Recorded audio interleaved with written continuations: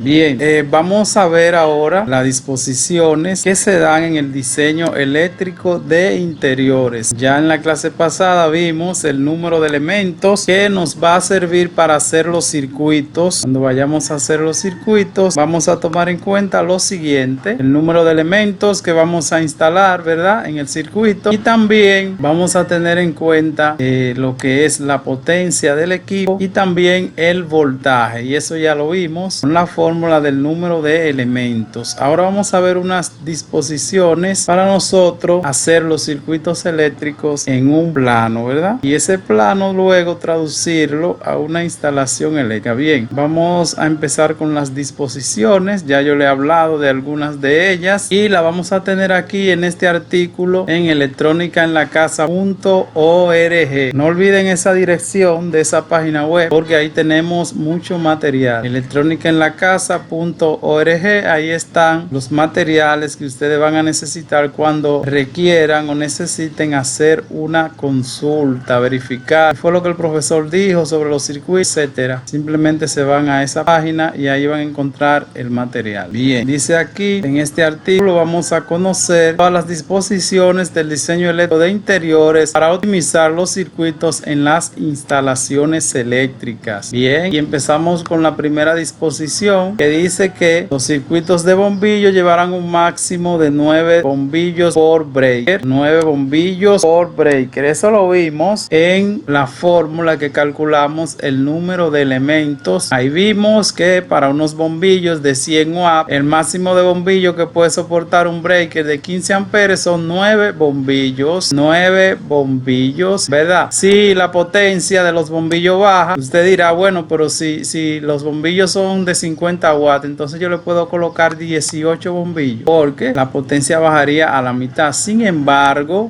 no es solamente un problema de potencia, sino más bien un problema de optimización. 18 bombillos para un breaker es una exageración, Por eso nosotros vamos a tomar como máximo 9 bombillos por breaker. No importa el breaker que sea, 9 bombillos es más que suficiente para un determinado breaker. Ya explicamos algunas razones y vamos luego a explicar otras que son bastante importantes y que nos van a ayudar a entender por qué yo no puedo montar más de 9 bombillos en un breaker. Bien, las tomas, el mismo caso de las tomas, el máximo de toma 8 tomas por breaker. 8 tomas es más que suficiente. Hay electricistas que le meten hasta 18 y 20 tomas, pero bueno, estas reglas son reglas que nacen de la experiencia de muchas personas de muchos años de trabajo, o sea que esto no es que se toma al azar. Bien, los breakers se seleccionarán tomando en cuenta el amperaje, ya eso lo sabemos, ¿verdad? Que los breakers se compran en la ferretería de acuerdo al amperaje que ellos manejan, ¿verdad? Y eso lleva un cálculo. Los breakers no se seleccionan al azar, eso lleva un cálculo y eso lo vamos a ver ahora, eso lo vamos a ver a partir de ahora. A partir de este tema vamos a empezar a seleccionar los breakers, ¿verdad?, de diferentes circuitos. Vamos a aprender a seleccionar los breakers. Este tema la vamos a pasar en eso. Luego que veamos todas estas disposiciones, entonces vamos a ver un ejemplo donde hay varios circuitos en una casa de bombillo, de toma, de acondicionador de aire, de nevera, etcétera. Y entonces vamos a seleccionar los breakers que van a controlar esos circuitos. Y eso lleva un cálculo que lo vamos a aprender porque el diseñador no hace selecciones al azar. Todo lo que es diseño, ya yo le he dicho que lleva un cálculo. Eso no es al azar ni por antojo ni porque se vea bonito. Eso se lo dejamos a los pintores y a esa gente que se dedican al arte. El diseñador eléctrico tiene que calcular para no cometer errores porque los errores en diseño cuestan bastante dinero. Bien, entonces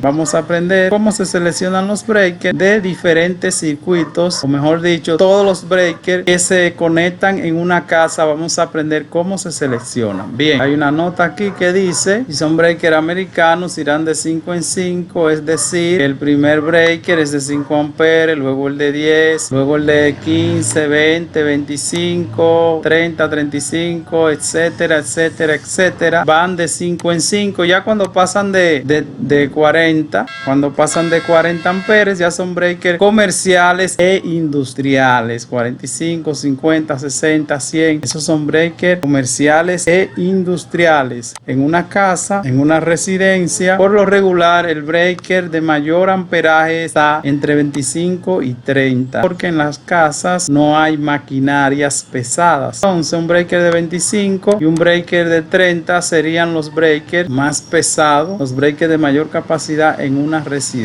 Bien, ok, las tuberías de techo se representarán con líneas curvas continuas. Eso lo vamos a ver cuando estemos haciendo el diseño. Y las tuberías de piso se representan con líneas discontinuas. Hay dos tipos de tubería: una tubería para el techo, por donde se van a conectar las bombillas en la tubería de techo, y la tubería de piso son las que conectan las tomas. Los tomacorrientes se conectan a través de esta tubería. Lo vamos a ver en el diseño, y también cuando estemos en el centro lo vamos a ver de manera práctica, esos dos tipos de tubería. Seguimos. ¿Ustedes están ahí? ¿Se fueron o me dejaron solo? Estamos aquí. Ok, bien, representaciones en el plano. Aquí están los símbolos a mano izquierda, y a mano derecha tenemos el nombre de cada símbolo. Fíjense la tubería de manera curva con líneas continuas, contrario a la tubería de piso. Esa es la tubería de techo, la primera. La tubería de piso es con líneas discontinuas, ¿ve? Son líneas discontinuas para diferenciarla en el plano de la tubería de techo, de modo que cuando el instalador eléctrico vea ese diseño que usted ha realizado y vea que hay una tubería de esta manera, pues pueda diferenciarla de la otra tubería, porque si no van a lucir iguales. Tenemos aquí una representación para el teléfono, la data, el cable de internet. Tenemos la caja de registro. La caja de registro se representan así por un triángulo. Los tomacorrientes, esa es su representación, ¿verdad? Aquí tenemos tomacorriente de 240.